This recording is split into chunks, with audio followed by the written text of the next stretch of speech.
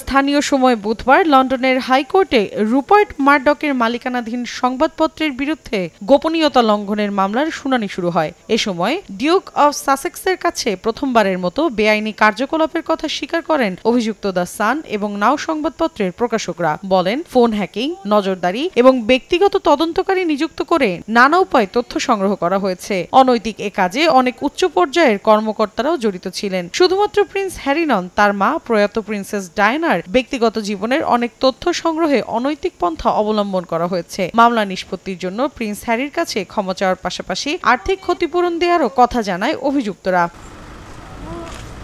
এ বিষয়ে প্রিন্স হ্যারির আইনজীবী বলেন, গত 16 বছরে শতাধিক ব্যক্তিগত তদন্তকারী নিযুক্ত করেছে মিডিয়া মোগল হিসেবে পরিচিত রুপার্ট মারডকের প্রতিষ্ঠানটি। এসব কর্মকাণ্ডে জড়িত রয়েছে কোম্পানিটির সম্পাদক এবং উচ্চ পর্যায়ের নির্বাহীরা। এতে প্রিন্স হ্যারি এবং রাজ পরিবারকে গত 5 বছরে আক্রমণাত্মক ও প্রতিহিংসামূলক অনেক কিছু সহ্য করতে হয়েছে।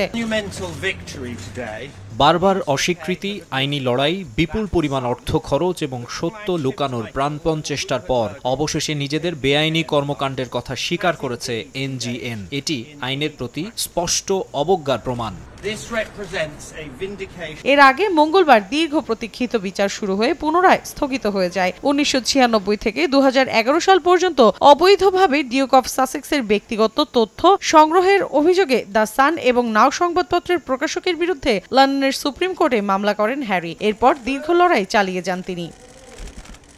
মৌসুমীর সাথী, সময় সংবাদ।